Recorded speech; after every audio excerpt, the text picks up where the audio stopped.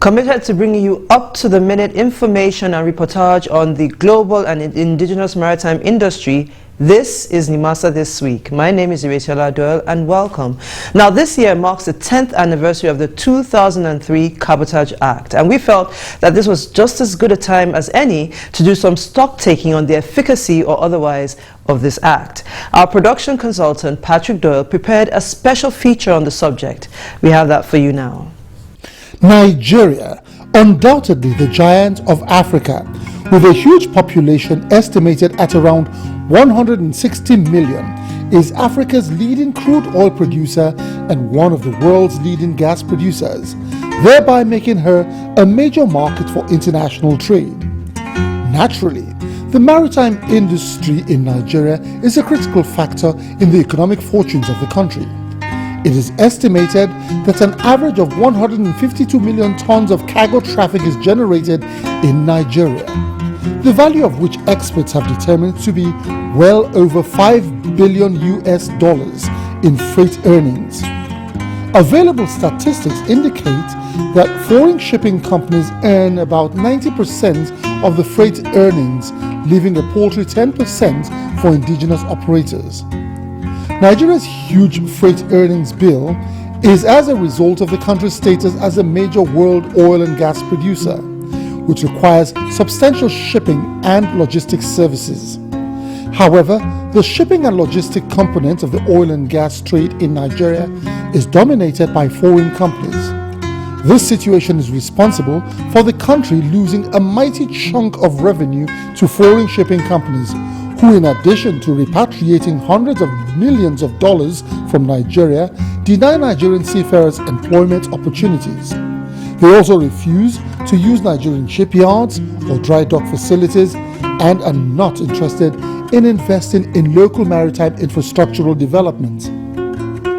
This state of affairs is responsible for the low level of development and sophistication of indigenous shipping operators and disqualifies them from competing favorably with foreign shipping companies for the juicy oil and gas shipping contracts.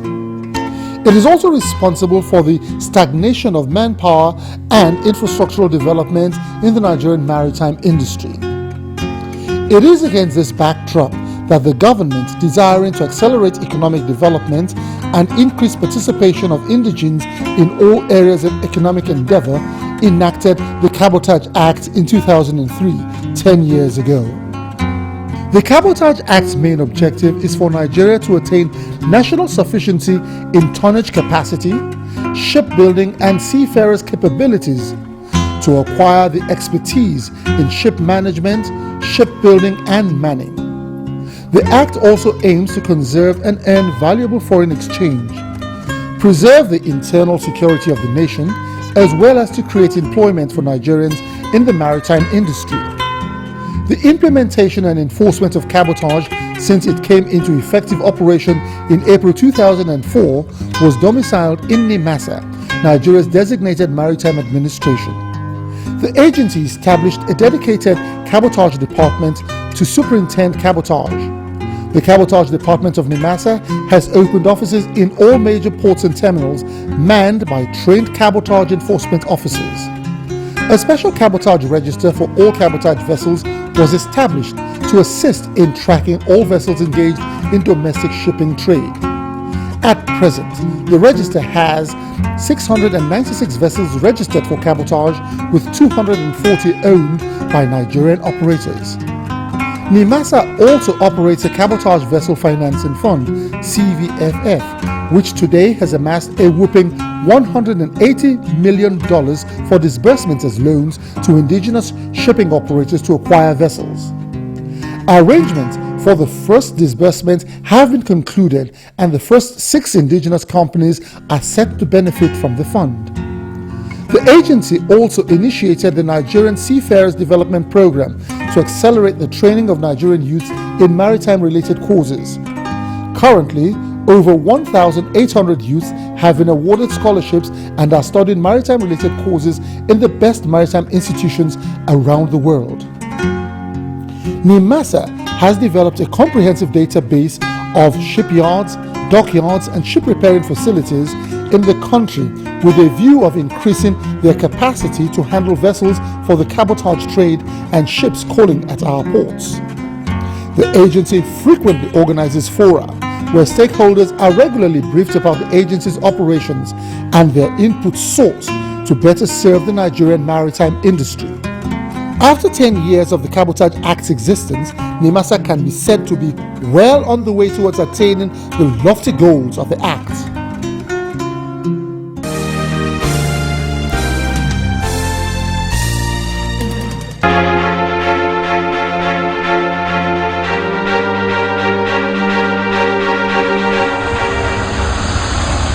The Cabotage Act was signed into law in 2003 and came into effective observance the following year in 2004. The Cabotage Act, in effect, codified the intention of government to reserve coastal and inland waterway trade exclusively for Nigerians. From the report we have just seen, there are challenges which thankfully Nimasa is addressing. However, it is important to gauge the feelings of key stakeholders at this time as we mark the 10th anniversary of the Act. We sent our cameras to seek out some key stakeholders in the industry to find out what they thought about the Cabotage Act. Here's what they had to say. With the government attention to the maritime, we are closer than what in the past we were rudderless. The law was there, and it's except to make the law work that it works. But now the government is giving more attention to making sure not only the cabotage, but other areas of our maritime trade. That's the only way we can grow our shipping, and it's for us. And the whole, what is cabotage? What is the cabotage law? It is something that would leave the commercial activities within the inland waterways and the coastal waterways in the hands of Nigerians, which means you have to fly Nigerian flag. The company has to be owned by Nigeria, and that is an exclusive trading ground for Nigerians. And it's a noble idea, because it can only help in growing the shipping, Nigerian shipping, participation in shipping. It can offer employment, more employment to people, and it will make us to specialize our shipping activities. So the idea is noble. It was the enactment of the Cabotage Act that has made it possible for Nigerians in the industry, particularly the ship owners who prior to that time were not really outspoken, to now begin to tell the government their needs and allow the policymakers to make it possible to enact fine policies which will enable them have a good run. It was actually the enactment of Cabotage Act that brought to birth the Local Content Act. The Local Content Act is for Nigerians, predominantly in favor of Nigerians. It's actually for us. So it was that beautiful Cabotage Act. So I think we should allow it. Before the cabotage law, there was a huge monopoly of that sector by foreign counterparts. So the cabotage law became a law, which even if you think it's not being adhered to or wasn't being adhered to initially, the counterparts, the foreigners, are fully aware that you're treading on, they don't like breaking laws. But if there's no law, they will free for all. But when a Cabotage Act came in, there was this understanding that, hey, there's a law and we could be sued.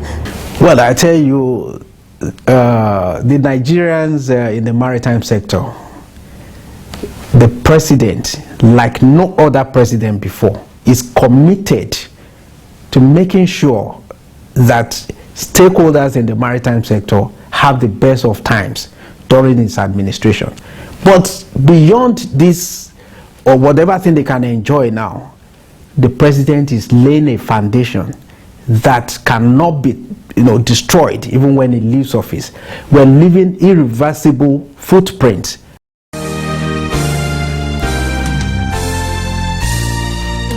The board Executive management and staff of the Nigerian Maritime Administration and Safety Agency (Nimasa) commiserate with the family, National Assembly, and the good people of Delta Central Senatorial District of Delta State over the untimely passage of our dear friend and distinguished Senator Pius Akpo Ewerido, Vice Chairman, Senate Committee on Marine Transport.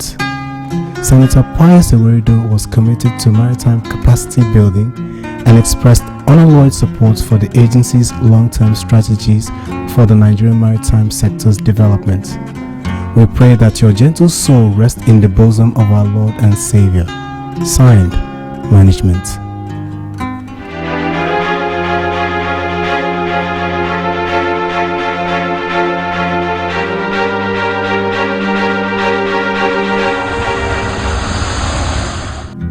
We continue on our update this week on the guideline on the implementation and governance of the International Ship and Port Facility Security ISPS Code. In accordance with the stipulations of the ISPS Code, the Port Facility Security Assessment PFSA must be carried out on every port facility in order to develop or update the mandatory security plan for that facility. The Security Code also stipulates that port facilities are to undertake periodic self-audits to appraise their security arrangements and compliance position.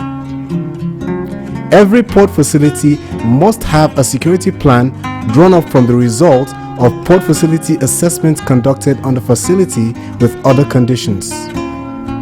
All port security plan will be submitted to Nimasa for centralized review and approval to enhance consistency and to aid in developing metrics for performance improvements. All port facility security plans must comply with standards, formats, and specifications set out by Nimasa. Join us next week as we continue to update you on the ISPS Code and the responsibilities of Nimasa as the designated authority in subsequent episodes of the program. For more information, visit www.nimasa.gov.ng. Up next is the news segment of Nimasa This Week, and we're starting with a report on the Senate Marine Transport Committee's interactive forum with members of the newly constituted boards of federal government parastatals dealing with maritime issues. Senator Zainab Kure, the chairman of the Committee on Marine Transport at the Senate, welcomed the members of the newly constituted boards and went on to brief them on the reason for the forum. This interactive session has no hidden agenda. It is just a meeting of meet and greet. This is the first, like I have said, in many more sessions that have been expected. So it hasn't any hidden agenda. We didn't draw up any agenda, so to speak, except, of course, for us just to meet, know ourselves, congratulate you, and at least wherever we meet, anywhere, we'll be able to match faces with names, and feel free to interact with each other. I think for now this is just what I can say, because like I said, we don't have any agenda except, of course, an agenda of progress, an agenda of development, and an agenda of a brighter future for the maritime sector of this country. So you are all most welcome. The Permanent Secretary in the Federal Ministry of Transport, Engineer Nebolisa Emodi, responded on behalf of the board members and went on to brief the committee on some of the successes of the ministry, especially as it concerns maritime safety. In the area of maritime security and safety and security, efforts have been intensified to secure our maritime domain and beyond through the deployment of security boards, software, and personnel. This is being done by Nimasa in partnership with service providers in the private sector, in collaboration with the Nigerian Navy, who are statutorily responsible to bear arms during such operations. Additionally, procurement processes are in progress for the removal of wrecks and derelicts in order to provide for safe navigation within our waterways. A member of the committee, Senator Benedict Ayede, used the opportunity of the interactive forum to comment on the Nimasa and NLNG impasse. He queried the rationale behind the refusal of the NLNG to pay statutory levies to Nimasa.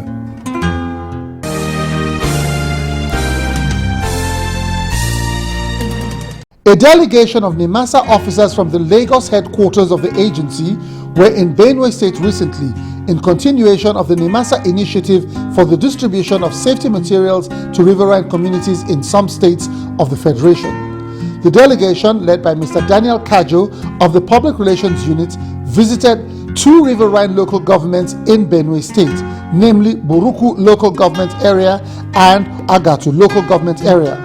The delegation was given audience at the office of the chairman of Buruku Local Government Area, Honorable Jonathan Abia. Mr. Daniel Kajo extended the greetings of the Director General of Nimasa, Mr. Ziakede Patrick Akpobolokemi, to the Council's chairman and proceeded to brief him on the objective of their visit to his local government area. Responding, Honorable Abia expressed his deep appreciation to Nimasa for the gesture and lamented the fact that a lot of boat accidents have been occurring in the area, but he was sure that with the donation of the life jackets and life vests, it would stem the tide of loss of lives as a result of boat mishaps. From the office of the local government chairman, the delegation proceeded to the riverfront to distribute the life jackets to the community. Mr. Kajo enjoined the people to use the safety materials for their own good and safety. As a result of trying to minimize deaths occasioned by drowning from boat accidents, the Director General of Nimasa, Ziakede Patrick Akpobolokemi, in wisdom with the management, felt that we should go around and donate safety materials, life jackets, to some of these communities.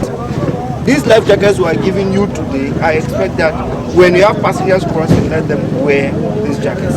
If for whatever reason we have an accident, at least you know the person will not sink, he will be floating, and it's easier for us to rescue.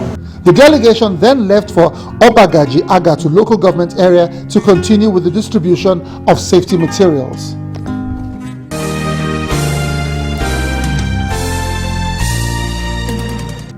As part of our mandate to continually update you on issues within the maritime industry, starting from this week, we give you highlights of the guidelines on the implementation of the Coastal and Inland Shipping Act, otherwise known as the Cabotage Act 2003, revised in 2007.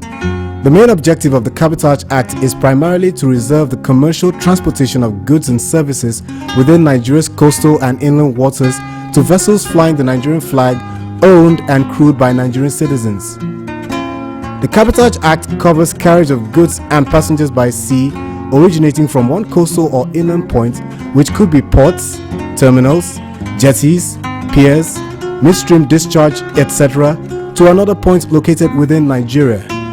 Carriage of goods and passengers by sea in relation to the exploration, exploitation, and transportation of mineral and non-natural resources, whether offshore or within the inland and coastal waters. Carriage of goods and passengers on water or underwater subsea installations. Carriage of goods and passengers originating from a point in Nigeria destined for Nigerian markets but transiting through another country, then back to Nigeria for discharge. Operation by vessel of any other marine activity of a commercial nature in Nigerian waters, including towage, pilotage, dredging, salvage, bunkering, etc.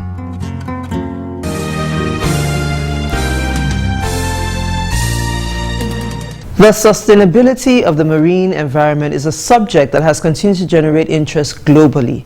The International Maritime Organization, IMO, has made the ensuring of the safety and sustainability of the marine environment a high priority. Today we'll be bringing you a feature on this subject courtesy of the International Maritime Organization with additional reports from our studios on the London Convention of 1972. The use of the world's ocean as a dumping ground for harmful waste has been systematically regulated and reduced under the terms of an international convention that this year celebrates 41 years since it was first adopted. The Convention on the Prevention of Marine Pollution by Dumping of Waste and Other Matter of 1972, usually referred to as the London Convention, was one of the first global conventions designed to protect the marine environment from human activities. It has been enforced since 1975, and its objective is to promote the effective control of all sources of marine pollution and to take all practicable steps to prevent pollution of the sea by dumping of waste and other matter. Currently, 87 countries are party to it in 1996.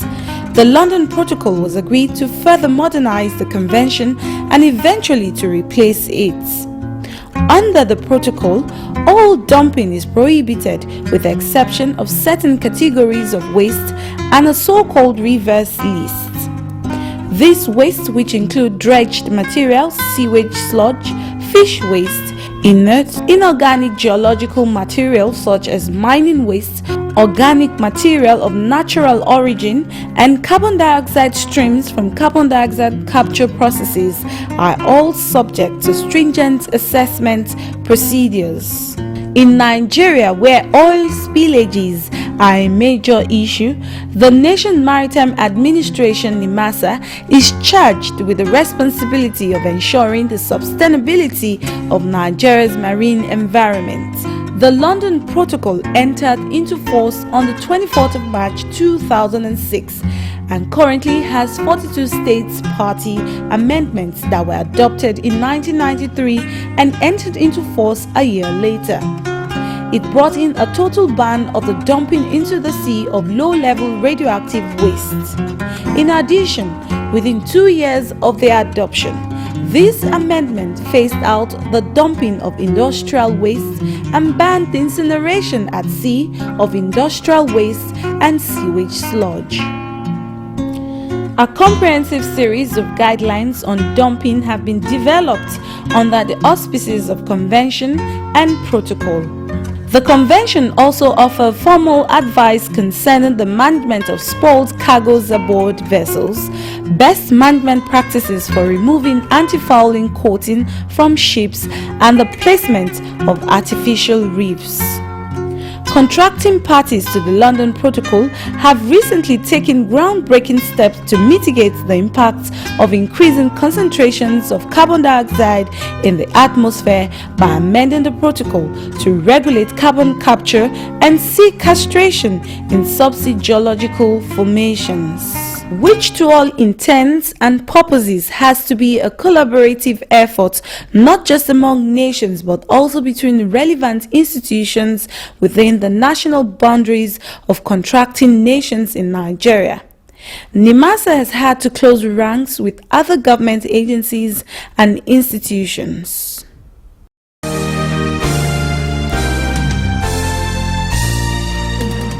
Up next is the Maritime Cargo Report, which is simply a breakdown of cargo in ships expected to berth in ports within the Lagos Pilotage District this week.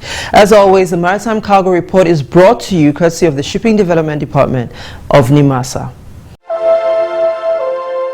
Only 2 motor vessels at the Lagos Pilotage District are awaiting berth this week. One has on board used vehicles, while the second one has bulk fertilizer as commodities. We also have 10 motor tanker vessels this week at the Lagos Pilotage District. 8 of these vessels are laden with PMS or petrol. One has a cargo of 80k, while the last vessel brought in Jet A1, also known as aviation fuel.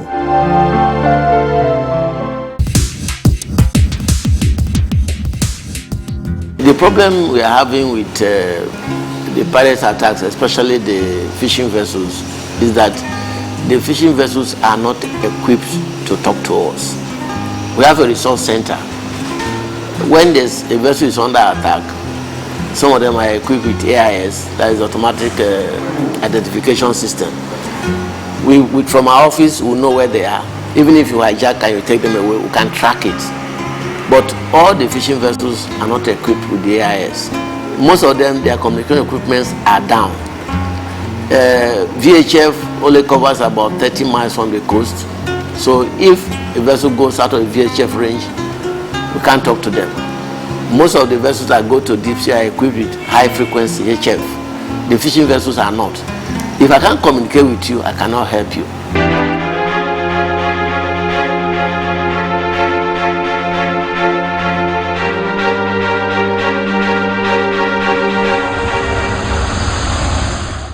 Now that is our show for this week. As always, we hope we kept you educated and informed. Now please don't forget, Nimasa This Week is an interactive show. All you need to do is send an email to the address currently showing on your screen. Now I'm going to be here same time, same station next week, and until then, I'm wishing you smooth sailing and bon voyage.